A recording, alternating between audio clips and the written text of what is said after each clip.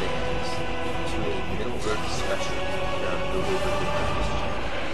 I'm your host, Google9, and today I've decided to create a special episode, so please let me know what you think of this. And it's entitled Creatures of Middle-earth. The reason I started with Creatures of Middle-earth is because, well, I have all the Creatures of Middle-earth that are out at this moment. So I thought I would start with them, and some of them are quite awesome. I'm sure you've seen most of them in my reviews, and if you don't think I go into enough detail, make sure to check out those reviews where I will review them thoroughly. But let's go ahead and check out this special, and I hope you enjoy it, and please let me know what you think in the comments. Alright, so here are Creatures of Middle-earth, and as you can see, we have a substantial amount of them. The only two sets, Middle-earth sets that I do not own at the moment are the Wizard Battle and the Pirate Ship Ambush. And I do plan to get those someday. And as you all know, I'm working tirelessly on the Tower of Orthanc, and then after that I will be doing the Battle at the Black Gate. So those two aren't complete, but I do have all the creatures from them. Because in the Battle at the Black Gate, you just get a black horse and an eagle, and you do get those in other sets, which I have.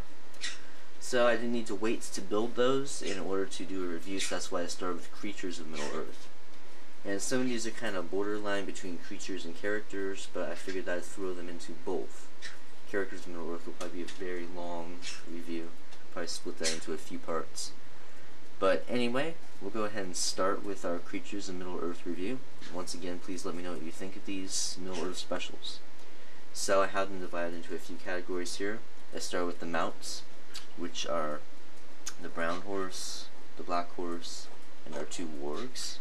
And back here we have our eagle, who is kind of a mount as well. Then here we have our creature characters, which I call macro figures. Our cave troll, who's probably more like a creature, and the goblin king, who is probably more like a character, but they're both kind of borderline. So as I said, I'll be reviewing those in both. Then back here we have our brick-built creatures, which are Mirkwood spiders, Shelob, and the Ent. And once again, the Ent is kind of a creature slash character, and I will probably review him both, but maybe not the Ent, I don't know. So anyway, we'll go ahead and get started here in just a minute. Alright, so we'll start with our horses, who aren't quite as interesting. So here's our brown horse. I'll call him the good guy horse because he doesn't have black fur and evil red eyes. You're all familiar with him, you've seen him in all my reviews. But in case any of you have not, I'll just go ahead and show you some of the things he does. He can actually rear up on his hind legs, unlike the earlier versions of Lego horses. And if you like, you can exchange the saddle for a brick to give a more natural look. And I'll go ahead and show you what the saddle looks like with a minifigure in there. We will use King Theoden, because he's awesome. And as you can see, I'll leave the weapons and put the head down here. You can see that there's a little notch in the saddle for armor-wearing characters. I don't know if they did that modification for the armor or for the saddle, but in any case, it was a very nice addition. So you can see him in, I believe, 3 of our reviews now. So go ahead and move on to what I like to call the evil horse. I would call him the Nazgul horse, but now he also comes with the Mouth of Sauron. So the Mouth of Sauron, otherwise known as the Lieutenant of Barad-dûr, is not a ringwraith, although some of you may think he is. And once again, he rears up on his hind legs, and his head moves. So a very nice looking horse. You can see the evil red eye right there. And it's the same on the other side. And I'll go ahead and show you what that looks like with a Nazgul in there in a moment. Sorry about that, I just dropped the camera off of my tripod, so I had to cut that. Fortunately, the camera's fine, at least as far as I can tell. But there you can see the evil horse with the Nazgul in there. As you can see, a very nice look. And if you want to get that nice look, just get attack on with the top, because you get both of the components that you need. So there are a little more boring mounts. We'll come to our more interesting ones right now. We'll start with our Grey Warg. both of our wargs come in Attack of the Wargs, a Lego The Hobbit and Unexpected Journey set. As you can see, a very nice design on the warg here. The only thing that's missing is he can't rear up on his hind legs, but instead you can get a little bit of a opposable tail. Doesn't really stay. I guess it does a little bit, but you know, gives a little more realism. And of course the studs on the bottom, the neck moves, and the jaws open for a more menacing look. I'm going to show you what that looks like within it work, and hopefully I won't drop the camera this time. Well, hang on. Go ahead and get the other one. I'll show you next work. So this is a Hunter Orc. Also comes in Attack of the Wargs. And as you can see, a very nice look. And I forgot to point out that these saddles do always come with the clips. I think the saddle's on backwards. I'm not positive. No, I think it's on right. Let me know if it's wrong. And you also get a brick to put in there in place of a saddle, so it doesn't look like the warg has a big hole in it. Which is always a nice addition. Gives you some more customability. I think I said that right. Customizing options, we'll say that. And our last land mount is the White Warg. Of course, the one person who rides as Azog, but as he's selling for $1,500 on eBay right now, we will put Yazneg in here instead, who also comes in Attack of the Wargs. So, if you'd like to see the White Warg with Azog in here, and you have $1,500, and you can just send him to us, and we will borrow him, and then we'll send him back. So if anyone's watching this and has an Azog, and they'd like to see him with the White Warg, then by all means send him to us. Just post it in the comments. But I'm sure no one will be doing that. And hopefully we will get Azog in a set, and those people who are spending $1,500 will be ashamed of themselves. As always, the neck and head move. And for the last time, we do get a brick to put in here instead. Opposable tail, once again. Studs on the bottom. Some writing there. That's probably the name of the part. So, very nice design on our White Warg. And we'll wrap up the mounts with the Eagle. The Great Eagle. His official title, at least the one from the Tower of Orthanc, is Gwahir the Wind Lord. I didn't say I can barely get that in the frame. There we go. So, very nice design on our Great Eagle. It's too bad we didn't get one in Attack of the Wargs, but we do get one in both the Tower of Orthanc and the Battle of the Black Gate. Very similar to the Pteranodon design from the Lego Dino theme. And if he wants to pick up a bald minifigure, he can. Like so. And if he's non-bald, then he will have to either put his hand on that stud or try his best to grip the feet. And if he does that, he can fall off. And of course there are studs on top, so that if we want to, we can put Gandalf on there. This is the Tower of Orthanc. And we'll go ahead, whoops, Gandalf just fell off. And take a last look at the Great Eagle, as he's going to be flying off screen here. And we will get to our characters slash creatures. Alright, so here they are, the Cave Troll and the Goblin King. This one is more like a creature and this one is more like a character, but I'll probably feature both of them in my characters reviews. I haven't decided on that yet. You know, I'll do one for good guys, one for bad guys, something like that. So, a very nice design on our Cave Troll here, if you want him, by the Mines of Moria. And check out that review, which I did with my friend Andrew19 and Andrew30. Because of the very long chain here to the accuracy to the movie. The arms move, the hands move, and he can pick up minifigures. I don't know why I'm doing this, but he was close at hand, so I got King Theoden. Yes, I know some of you are gonna hate me for this. And I'll kind of show you how he's built. Got the hand with the Titan pin inside, the arm. So that is all one piece except for the chain right there. So you can kind of get a feel for that. That's all one piece except for that. Oh, wait, no, that is in there. Okay, that was all one piece. Then that's two pieces. So there you have the Cave Troll. Next is our Goblin King. Almost exactly the same design, except that the Cave Troll does not have a quadruple chin. He's got some hair in his back there, some studs on top. Once again, you can pick up minifigures, like so. Swing those around with his hand, move it up and down.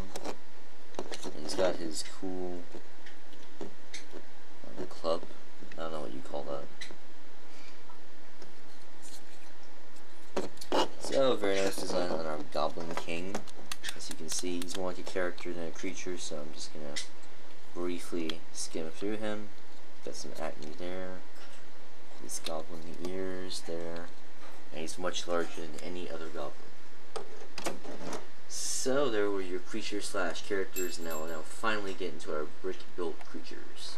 Alright, let's get to our brick built creatures, 3/4 of which are spiders at the moment. So first of all, you have these little spiders right here. These are from the set Fleeing from Mirkwood Spiders. And this one is new to that set. Let's see if I can get the point across. That it is glow in the dark. It's kind of hard to show in the daytime. There, I think you get the picture there. So, I guess you could consider those creatures as Miller. But you could definitely consider these, for sure. Because there are no spiders in our world that are that large. So, as you can see, a fairly simple build. The abdomens move up and down, and the eyes are glow in the dark. I think you can kind of see that there. There you go. And of course, the legs move up and down. And some of them move side to side a little bit as well. And you get two of those in that same set, Fleeing from Mirkwood Spiders. So, if you are collecting giant spiders, then that is a good set to go with, but an even better set is Shelob Attacks, because almost all of that set is composed of making Shelob. This is my favorite creature of Middle-earth, at the moment anyway, and it is definitely my favorite giant spider. I'm just going to skim through this. If you really want a detailed look, then watch the review for Shelob Attacks. My favorite part is the printed eyepiece, which will be worth a lot one day. And the abdomen moves as well. A little more posability than with the Mirkwood spiders.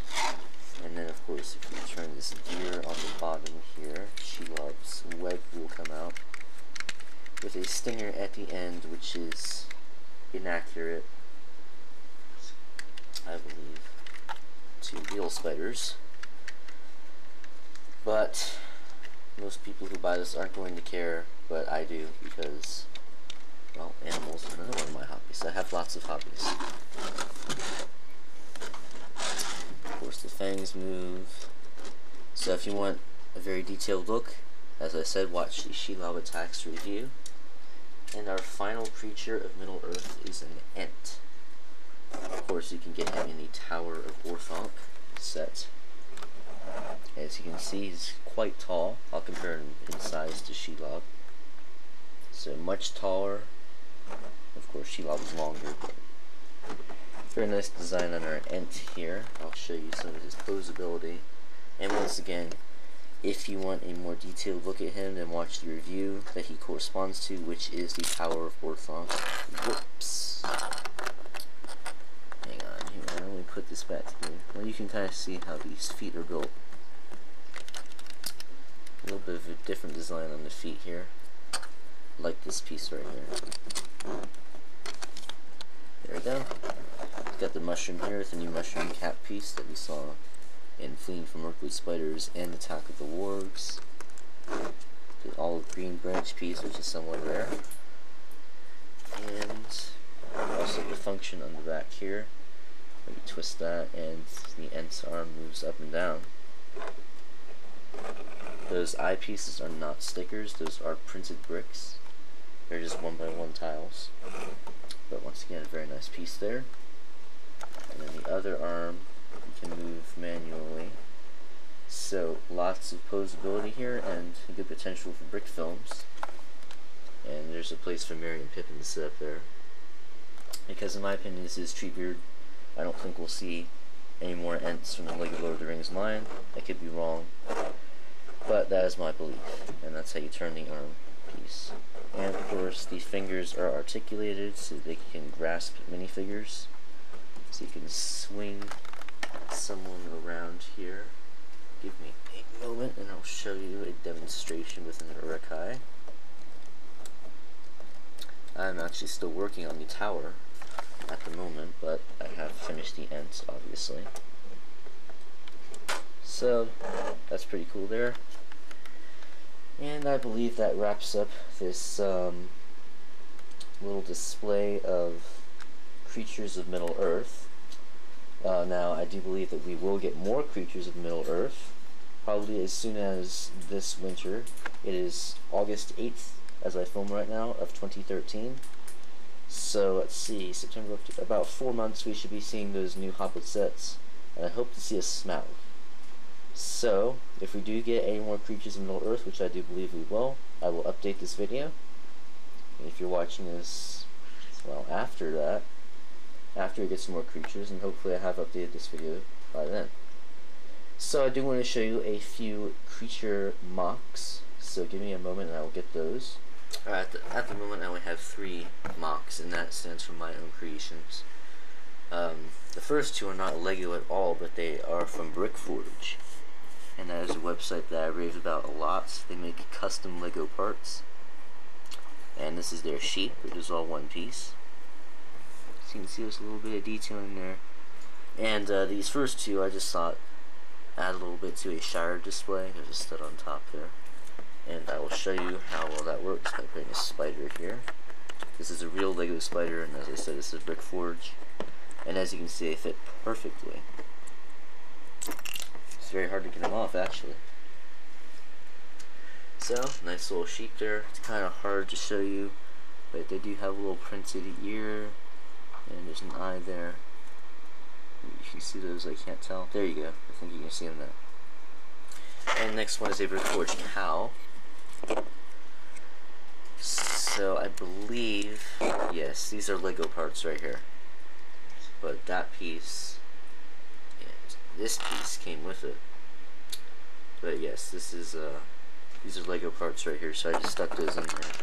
Coloring is a little off, but yeah, I don't want a big hole there. And you can attach some stuff there.